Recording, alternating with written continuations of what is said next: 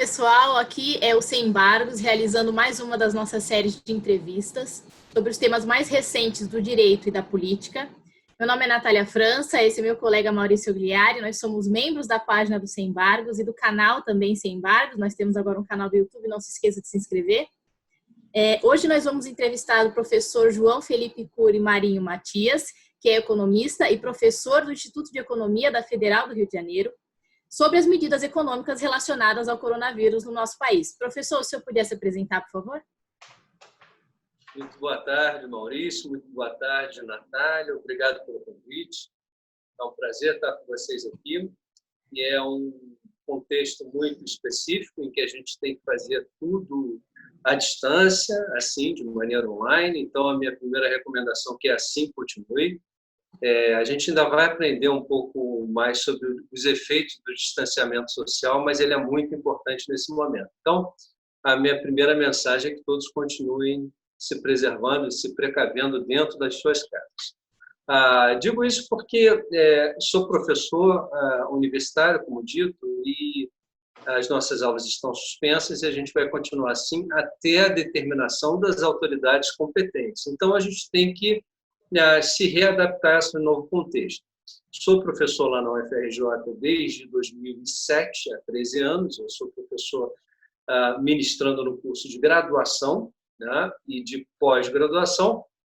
Antes eu estive no IBGE, durante 5 anos eu trabalhei na coordenação de contas nacionais, em que lá a gente faz todo o cálculo do produto interno bruto do país. Então, é algo muito caro a mim, tudo que está acontecendo nesse momento, e é um momento em que a gente faz as reflexões sobre os impactos na macroeconomia de curto prazo nas contas nacionais, que justamente são coisas que eu faço cotidianamente. Eu trouxe essa experiência do meu exercício anterior no serviço público, no IBGE, e trouxe isso para o UFRJ. Sou professor, então, na graduação na área de teoria macroeconômica, para discutir as políticas econômicas de curto prazo, e também na pós-graduação eu tenho uma disciplina que é mais na área de estatísticas econômicas e contas nacionais, em que eu discuto mais a questão da distribuição de renda. Eu tenho outras agendas de pesquisa que me interessam, mas, por hora, o que é importante para essa nossa discussão do dia de hoje é saber que a crise econômica ela impacta, e ela é totalmente centrada no impacto no produto interno bruto. De alguma maneira, eu vou tentar esclarecer nessa nossa conversa aqui como é que as ações do governo podem atenuar, de um lado, né, agora, no curtíssimo prazo, e como é que a gente pode, então, olhar para frente com isso. Bom, pessoal, boa tarde. Eu sou o Maurício. Boa tarde, Nath. Boa tarde, professor João. Seja muito bem-vindo. Vamos fazer, então, algumas perguntas aí para você, dentro desse contexto aí que você já colocou bem aí. Que bom que a gente tem alguém que com tanta expertise no assunto, né? A primeira pergunta que a gente pensou em fazer em épocas de emergência mundial, como essa pandemia, é evidente que a economia vai sofrer um abalo, vai sofrer um prejuízo, vai ter um prejuízo. Mas em que medida que é possível blindar um país, ou mais especificamente o Brasil, dos efeitos devastadores dessa recessão aí enorme que se avizinha aí? É possível blindar o país? Quais são as medidas mais recomendáveis? Quais as possibilidades de blindar o país? Maurício, eu vou usar a sua palavra, mas eu vou tentar destrinchá-la para te dizer o seguinte: salvo muito pontuais exceções, não se é possível blindar nenhuma economia de uma crise como essa. Se você estiver falando de uma economia ultra fechada, que não tem qualquer tipo de relação com o resto do mundo, aí ela está blindada. Mas como a gente está vivendo há 40 anos num contexto, 40, 50 anos, num contexto de globalização muito forte, as economias são muito interligadas, elas vão sofrer em uma escala maior ou menor de acordo com o grau de abertura delas, no grau de financiarização ou no grau de dependência de comércio internacional. E aí, o elemento da China é fundamental, porque a China tem sido o grande motor do movimento de acumulação econômica das últimas décadas. China e Estados Unidos, só que os Estados Unidos sempre estiveram lá. Só que o movimento mais recente foi dado pela China e a China vai levar um baque muito grande. E como o comércio internacional, ele hoje tem um peso muito grande, o peso da China ele é enorme no comércio internacional, inclusive nas decisões de investimento internacional também. Então, a gente vai ter um impacto muito grande. O que acontece é que nós temos economias que elas têm um grau de sofisticação maior do que as outras. E aí a capacidade de atenuar ou de tomar decisões que venham a atenuar, não blindar, mas atenuar o processo de crise, algumas conseguem já dar sinais muito interessantes, porque são economias que têm indústrias com capacidade de reconversão, por exemplo, a Alemanha. O Brasil pode fazer isso parcialmente, porque ele tem um grau de industrialização razoável, mas tem países que estão mais prontos para lidar com efeitos cíclicos e muito imediatos que estão tentando se resolver do ponto de vista da atividade econômica real, da oferta, com reconversão industrial. Mas isso aí, preste atenção, antes disso, tem um elemento que antecede, que é para blindar a população dos efeitos de uma crise humanitária. Então, a gente está lidando pela primeira vez em escala global uma pandemia em que a gente consegue enxergar como tal que ela é global. Porque a gente já teve a peste negra no século XIV, a gente já teve a gripe espanhola há 100 anos atrás, mas a gente não via como a gente enxerga hoje. Os tempos são outros, então o nosso olhar precisa ser adaptado ao que a gente vê hoje. E é tudo muito rápido. A gente tem uma sofisticação de telecomunicações tão grande que tudo chega muito rapidamente. E, inclusive, desinformação e fake news, como vocês estão cansados de saber pelas redes sociais e pelo Zap, e outros mecanismos de propagação de telecomunicações. Então, o contexto atual é muito peculiar. Então, eu entendo que tem duas grandes ações, e eventualmente a gente vai poder conversar um pouquinho mais sobre isso daqui para frente, que precisam ser feitas. Uma é um tecido de proteção à população que está vulnerável pela falta de trabalho / falta de renda. Esse é um primeiro ponto. E um segundo ponto é as empresas micro, média e pequenas que estão vulneráveis, que não têm capacidade de giro e que precisam, então, os dois mecanismos, o 1 e o 2, a população e as empresas, de um Estado que atue diretamente para tentar dirimir isso no curtíssimo prazo. Estamos falando aí nos próximos 3 meses. Então, qualquer coisa que deve ser feita pelo governo para lidar com uma quarentena forçada, digamos que ela seja de 2 meses, tem que cobrir esse período da quarentena, ainda vai precisar cobrir um pouquinho mais além disso, porque você vai ter que ter a retomada depois. Então, vai ser um momento em que, não só aqui no Brasil, a gente pode falar do Brasil daqui a pouco, mas o que a gente vê das sociedades mais desenvolvidas, dos países mais desenvolvidos.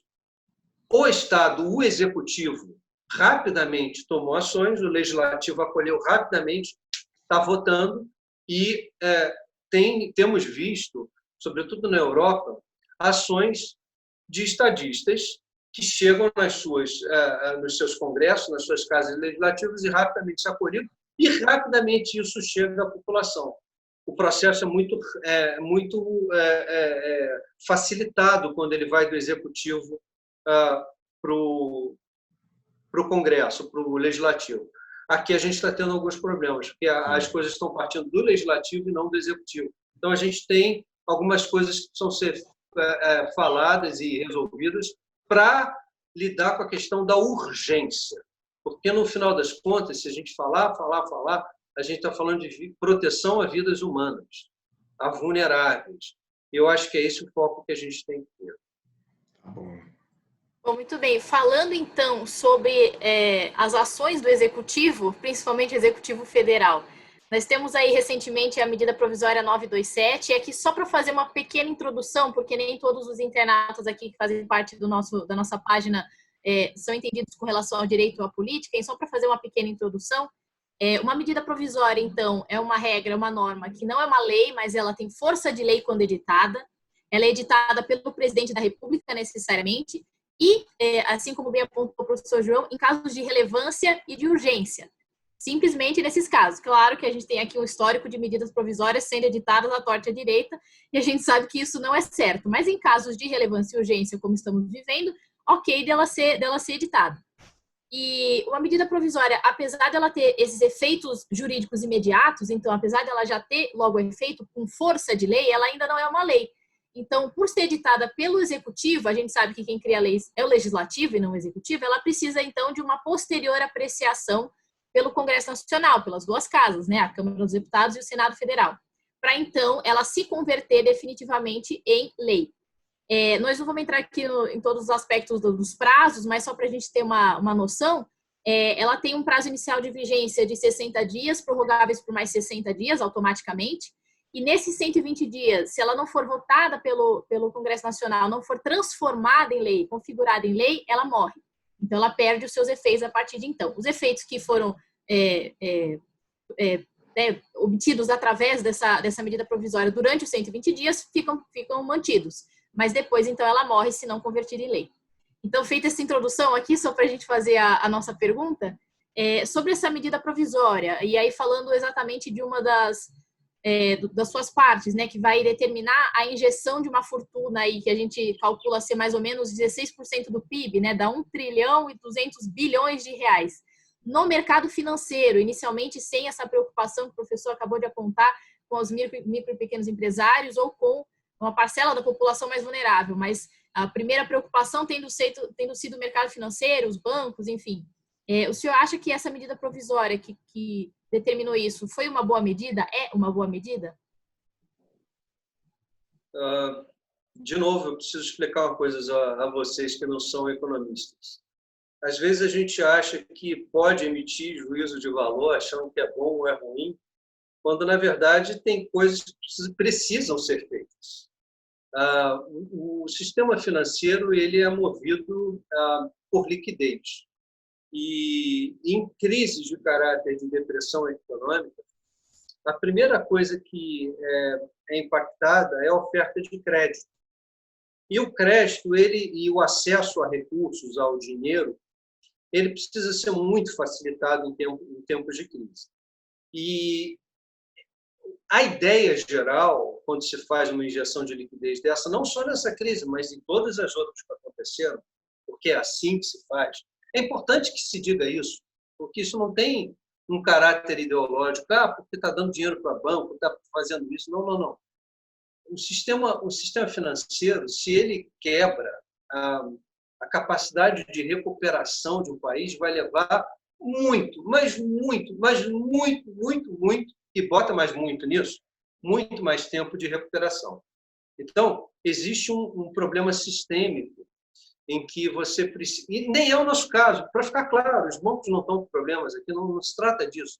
O que está em questão aqui é o acesso ao crédito, que vai ser fundamental para chegar nesse pequeno, nesse micro, nesse médio e, eventualmente, no grande. Esse recurso precisa chegar a eles hoje, às vezes, muitas das vezes, com subsídio do Estado. Se vocês repararem, pelo menos na apresentação do que foi dito na sexta-feira passada, quando eles falaram sobre esse tema, ali quem é que estava apresentando? Estava o presidente do BNDES, o presidente da Caixa Econômica, né? Você tinha os bancos públicos ali representados. Por quê? Porque são eles digamos assim, o primeiro elo, o presidente do Banco Central, primeiro elo ali do sistema para vazar esse crédito e esses recursos para o público fim. Então, dando uma resposta específica para a sua pergunta, não é questão de ser bom ou ruim, é porque é necessário, você precisa saber. O que a gente não sabe ao certo, e isso eu não posso te dar uma resposta precisa, é se essa injeção ela é suficiente ou não. Essa resposta não tem. Mas que é necessário fazer uma injeção de liquidez forte, ela é necessária. Então, nesse sentido, dado o montante, me parece uma boa sinalização. Eu prefiro trabalhar com o cenário de sinalização. A sinalização parece correta.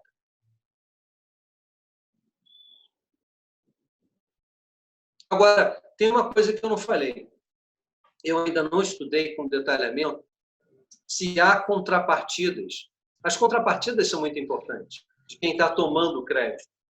Porque se você estiver tomando crédito vendendo a alma, você está só prorrogando um problema. Então, o desenho dessa oferta de crédito tem que ser muito bem feito. E tem que ter muito pouca contrapartida. E isso eu sei que lá na Europa eles estão fazendo. E eu tenho a impressão de que lá nos Estados Unidos também.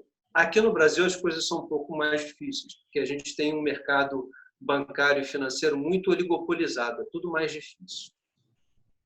Ah, então, pegando o gancho já dessa aula que você deu para a gente aí, e é bom a gente deixar isso bem claro, você acha então que essa injeção, que é de 16% do PIB, é coisa de... Nós estamos falando de trilhão. É monumental, né? É monumental. Você acha que então ela é fundamental caso se queira abrir uma linha de crédito às pequenas e médias empresas, como foi anunciado pelo governo? Sem dúvida, acho. E por quê? Porque com essa injeção de liquidez enorme, você resolve um problema por parte do intermediário, que é o banco. O banco, que vai fazer essa intermediação com o público, em períodos de crise e de depressão, ele fica com um negócio que a gente chama em economia de preferência pela liquidez. Ele prefere não emprestar. Por quê? Porque está numa situação em que as pessoas estão na iminência de quebrarem ou estão sem recurso, então o risco de calote é enorme. Então, ele mesmo prefere manter os ativos dele líquidos e não emprestar. Agora, quando o Estado faz esse tipo de coisa, esse tipo de ação, ele injeta liquidez, e é uma liquidez carimbada para esse tipo de empréstimo, você está resolvendo um problema do intermediário. Então, você vai direto e resolve um bocado desses problemas que, eventualmente, uma solução de mercado não resolveria. E não sei se você tem essa informação, mas você sinalizou aí que a Europa e talvez os Estados Unidos estejam tomando medidas parecidas, né? Seria o que está acontecendo na Europa é mais ou menos isso que foi feito aqui, uma injeção nas instituições financeiras para que isso possibilite a elas a abertura de um crédito para que, enfim, as pequenas e médias empresas ou até, né, pessoas físicas mesmo possam se socorrer nesses momentos de crise. A visão dos estadistas europeus que eu tenho visto, e eu acho que a Alemanha é o principal farol. Vamos usar a Alemanha como nossa referência aqui para o nosso argumento. Só para o público que estiver assistindo isso aqui ter uma noção, a Angela Merkel, ela é digamos assim, uma chanceler, ela é uma líder de centro-direita na Europa há muito tempo. Então, assim, ela tem uma visão muito fiscalista, muito de um Estado mais enxuto. Ela não tem essa visão mais à esquerda, digamos assim, de um Estado maior. Mas ela tem se portado como uma grande estadista em tempos de crise. E o que faz o estadista? Ele reconhece que aquela forma com a qual ele enxerga um problema em tempos de normalidade é completamente diferente do tempo da anormalidade. Então, ele sabe do sentido de urgência e ele vai usar o estado dele em favor de resolver e de dar conta desse sentido de urgência. Então, o que eles fizeram muito rapidamente, não só na Alemanha, mas na Dinamarca, na Suécia e em outros lugares, eles já ofereceram garantias para o setor privado, para o trabalhador. Eles estão bancando, os estados, os tesouros, 70%, 80% do salário enquanto estiverem sem trabalhar. Então, é uma medida muito direta, muito pesada, muito clara. Está dizendo assim, setor privado, olha, ninguém vai ser demitido, não. Eu estou bancando 70%, 80%, você banca 20%, 30%, o 20% e 30% a gente tem linha de crédito para isso aqui, para resolver lá na frente, e depois que o ciclo voltar à normalidade, a gente vai se resolver. É assim que tem que ser feito. É assim que tem que ser pensado. Ah, mas não tem dinheiro esse país ou aquele. Não tem essa história. Você tem o Tesouro Nacional, você tem a gestão de recursos públicos, você faz o gerenciamento da sua dívida pública para, em casos como esse, você entrar com os recursos para lidar com a crise. É assim que se faz. Quando é que a gente aprendeu isso de verdade? A gente aprendeu isso com a crise de 29. Aí, de lá para cá, a gente teve uns 3 grandes momentos importantes em que, seja os Estados nacionais isolados, ou seja, em conjunto, eles fizeram pactuações nesse sentido. Em 1933, teve o New Deal nos Estados Unidos, e vários países acabaram copiando mais ou menos o modelo.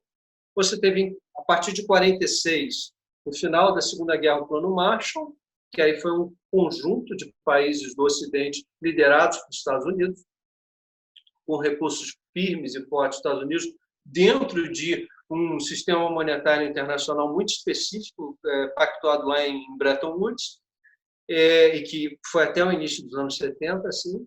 E você teve, em 2008, a grande crise subprime, né, a crise financeira, em que os Estados Unidos, por exemplo, fizeram um Recovery Act em 2009. É assim que se faz em tempos de crise. Então, você não precisa ficar muito paralisado, você tem que tomar uma decisão política, de estadista. Então, assim, você não vai esperar de um estadista essa ideia. É preciso voltar a trabalhar. Porque se ele está entendendo que é uma emergência epidemiológica e existe um recado do mundo que conhece esse assunto, que são os epidemiologistas, os especialistas em saúde coletiva ou a Organização Mundial de Saúde, ele não vai dizer outra coisa, ele vai dizer fique em casa. E aí qual é o papel dele? Como estadista, como Estado garantidor da situação, eu vou ter um olhar generoso para quem é vulnerável. E quem é vulnerável? Vulnerável aqui no Brasil hoje é extremamente pobre, que já está lá com Bolsa Família, mas está com problemas da fila andar. É o informal, que precisa de uma renda básica universal, para esse tempo em que ele não tem nenhum dinheiro, que ele está lá na informalidade, nos serviços de baixa complexidade, e são esses empregados com carteira que estão com os seus trabalhos ameaçados. Isso do lado de quem está nesse lado da ponta. Do lado de lá são os empregadores, os micro, pequenos e médios, porque os grandes têm acesso a linhas com maior facilidade. Ok, então, só para mencionar essa recente proposta que a gente viu, né, que viabiliza fundos para uma renda emergencial, justamente para essas famílias informais, de até R$ 1.200, se eu não me engano. O senhor acha, então, que é uma medida necessária e boa para essa outra ponta, né? Ela não é só necessária, ela é digna, ela vai proporcionar a dignidade para se passar esse momento. Eu fiquei muito feliz, eu faço parte da sociedade civil que assinou em favor dessa proposta. Essa é uma proposta que ela tem vários donos, mas ela é, sobretudo, uma iniciativa popular e ela é um redesenho de várias ideias que foram acumuladas nas últimas décadas, desde a ideia lá do Eduardo Suplicy até os novos desenhos de renda básica emergencial e universal. O que a gente tem que fazer é oferecer muito rapidamente para essas pessoas. E os 600 chegando a 1.200 por família já restaura a dignidade diretamente, entende? Porque a gente está falando de uma pessoa, eu estava pensando no meu cabeleireiro ontem, só mudando um pouco a perspectiva aqui, tentamos cortar o meu cabelo aqui em casa. Deu mais ou menos certo. Eu não vou abandonar o meu barbeiro, mas eu sei que o meu barbeiro, nesse momento, ele está com problemas muito sérios. Ele é um trabalhador que está ali até os R$3.000 e que essa renda que ele vai poder ter acesso vai dar um alívio incrível nesses tempos de falta de trabalho. Isso pode chegar a 40 milhões de pessoas. É muita gente. É muita gente. Os extremamente pobres que estão cobertos lá com Bolsa Família é coisa de 15 milhões. E ainda tem o benefício de prestação continuada, que é aquele né, aquele salário mínimo para quem tem mais de 65 anos e que não contribuiu para o sistema, mas é extremamente pobre. Então, tudo isso ajuda, é um tecido de um colchão de bem-estar para a seguridade social mínima nesses tempos de crise. Bom, diante de tudo isso que você falou, a gente fica aqui sempre, e nós como leigos, né, a gente fica sempre tentando imaginar como que a gente consegue equalizar, né, a manutenção da economia, uma certa pujança da economia com justiça social. Eu acho que isso é um dilema, assim, que acho que muitos economistas, e não só economistas, né, evidentemente, os juristas, enfim, das mais diversas áreas do conhecimento tentam conciliar com ideias, ideais, ideologias mais à esquerda, mais à direita, mas você conseguiria dar uma resposta? Você acha que, especialmente nesses tempos de crise, como que equalizar o máximo de manutenção da economia com garantir a dignidade dessas pessoas? Esse é o caminho. Você acha que o Brasil está, depois dessas medidas anunciadas, o Brasil está tomando esse caminho? Bom, isso eu não sei te dar uma resposta precisa, porque a gente está falando de um colchão que é temporário. Sim. É um colchão que é emergencial. Se a sua insinuação ela for pensada para médio e longo prazo, parte do que foi criado agora teria que virar uma política pública permanente. No momento, eu nem estou vislumbrando isso de cara, embora eu seja um defensor da renda básica universal historicamente. É porque a gente está falando da emergência. Agora, o que eu tenho pensado, mesmo sem muitas convicções, nada será como antes. A gente imaginar que vai ser igual a lá atrás, ou igual ao período do passado recente, eu tenho muita dificuldade em acreditar que vai voltar à mesma normalidade ou a algum padrão histórico anterior. Eu acho que a gente vai ter que repensar um novo caminho, uma nova forma. Acho que uma crise nesse grau de envergadura, ela traz reflexões muito mais sérias. Tem a ver com reflexões existenciais mesmo e que vão, de alguma maneira, esbarrar sobre o senso de coletividade da sociedade, que nos últimos anos tem, infelizmente, de acordo com essa loucura que a gente acabou vivenciando, o Papa Francisco falou sobre isso na homilia dele nesse fim de semana. A gente achou que as coisas fossem correr como estavam correndo sem ter algum tipo de freio, de algum tipo de queda. E não é assim, a coisa mostrou que não é bem assim. Então, o que acontece é que nós vamos ter que pensar, depois que a gente garantir essa coisa emergencial para os vulneráveis, a saída da quarentena vai trazer uma série de questões.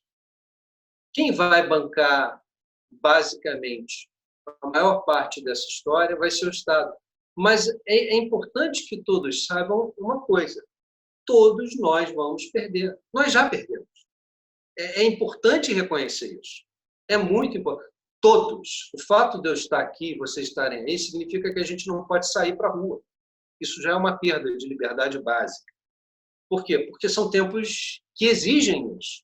Então, a gente vai ter que passar a ter um novo nível de conscientização das coisas. E aí, eu acho que na economia, a gente vai ter que repensar. A gente vai ter estados mais endividados, o Brasil vai estar mais endividado, vai ter que fazer uma repactuação com estados e municípios, vai ter que se repensar o Pacto Federativo, a questão das dívidas dos entes federativos. Agora, como é que você sai? E aí eu vou tentar dar uma resposta genérica para isso. E aí é a minha opinião pessoal, baseada na pergunta do Maurício. O meu olhar é um olhar sempre que é lastreado no princípio da progressividade. Ele é muito simples, esse princípio. Ele diz, olha, quem pode mais, contribui com mais. Isso me inclui, porque eu sou um privilegiado, eu estou na ponta que pode mais. E quem não pode? É o cara que é extremamente pobre, é o cara do salário mínimo. Esse cara é o que tem que receber a contribuição do quem pode mais. Então, as políticas que vierem a ajustar o sistema econômico, elas têm que ter esse princípio da progressividade. E aí a gente corta aquilo que é uma tremenda injustiça, que muitas das vezes os mais pobres, os mais vulneráveis, acabam pagando mais em termos relativos que os mais ricos.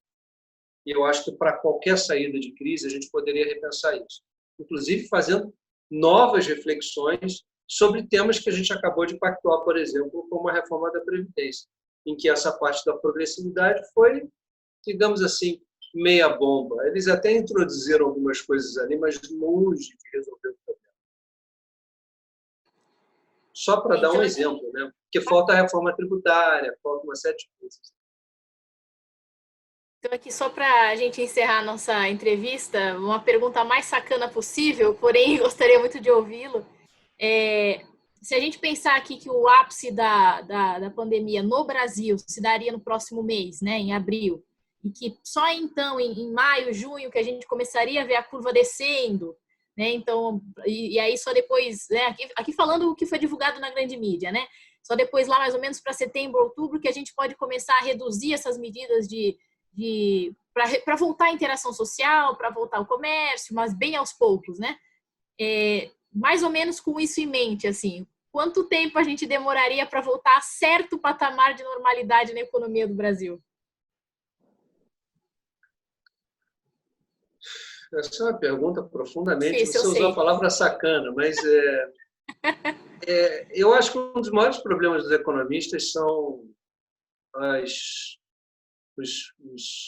falsas previsões baseadas em achismos. E o que eu vou fazer aqui não deixa de ser um exercício de achismo, mas dentro de um mínimo de realismo fático, eu diria que esqueçam 2020. 2020 vai ser muito difícil. E não é só para o Brasil, é para o mundo inteiro. Então, eu acho que o mundo vai se preparar novamente para um 2021 que seja o primeiro ano do resto de nossas vidas. Eu não consigo mais imaginar que em 2020 a gente consiga tirar algum proveito importante dele do ponto de vista da atividade econômica. Eu diria que vai ser um ano de ajuste, vai ser um ano de ajuste no sentido de entender o tamanho do problema para tentar pontuar as saídas a partir do ano que vem. Eu não estou muito otimista por curtíssimo prazo, não. E, sinceramente, se tiver que fazer um lockdown total de mais de 2 meses, se for essa a recomendação da Organização Mundial do Comércio, eu acho que a gente tem que encarar isso como algo que tem que ser feito. Ah, mas são mais de 2 meses, é um absurdo. Então, o Estado vai ter que se endividar um pouco mais. Mas é o que tem que ser feito. O que tem que ser feito é seguir a instrução daqueles que conhecem. O que a gente tem começado a receber de informação agora de jovens morrendo por coronavírus, jovens saudáveis, mostra o tamanho do problema que a gente está lidando com isso. Eu não consigo nem me imaginar, e agora eu vou ser um pouquinho egoísta aqui, mas a minha filha já teve 5 pneumonias quando mais novinha. Ela tem 7 anos hoje. E se ela pegar a Covid, como é que vai ser? Como é que vai ser? Eu não sei. Isso pode destruir famílias inteiras. Você consegue entender? Então, assim, eu acho que é um olhar generoso. É aquela história, mas é uma doença que leva velhinho. Em grande maioria, sim. É verdade. Mas também não é uma verdade absoluta. Agora, se o velhinho tem o nome do seu avô, você vai se importar. Se tem o nome da sua avó, ou da sua madrinha, ou do seu tio querido, já passa a fazer diferença na tua vida. Então, eu realmente acho que não há dilema ético nenhum em relação a isso. A gente, e falo como economista, a gente aguarda aquilo que os especialistas em epidemiologia nas curvas e da Organização Mundial de Saúde tiverem na frente, que eles disserem, é o que a gente tem que recomendar com as nossas autoridades locais competentes para isso também. Porque nós também somos aqueles que gerimos os nossos leitos e a taxa de ocupação já está chegando a um limite de exaustão próximo do que a Europa já está vivenciando há muito tempo. Já passou muito, é por isso que lá o índice de morte é muito maior. Sim. Então, só aqui para encerrar nossa entrevista. Pessoal, ouçam os especialistas. Nós estamos aqui conversando com o professor João, que é economista e tem essa visão de que nós precisamos respeitar os especialistas de saúde, ouçam as autoridades de saúde, fiquem em casa, se possível. Eu pergunto aqui para o meu colega Maurício se ele tem mais alguma pergunta para o nosso entrevistado. Não, ele até acho que nas respostas dele acabou já respondendo perguntas que a gente sequer imaginou que a gente podia fazer, mas podiam ter sido feitas. Então, eu agradeço muito a você, João. Obrigado mesmo aí, por você ter Ó, o disponibilizado seu tempo. coraçãozinho, ó. Ter disponibilizado aí o seu tempo para responder. Eu vou falar pessoalmente, tirou muitas dúvidas minhas, né? Porque assim como a gente, né, que é do direito, às vezes fica um pouco assim, poxa vida, né? O pessoal, caramba, não é tão simples assim quanto vocês acham. A economia não é tão simples assim quanto a gente acha também. Então, eu agradeço mesmo aí, de verdade mesmo, João. Sempre será bem-vindo aqui no nosso canal. E tamo junto aí, Nath. Valeu por essa entrevista. E Obrigado, você que está gente. assistindo aí, curta, comente, compartilha com seus amigos, que eu acho que tem bastante informação legal aqui para você. Tá bom? Obrigado, gente.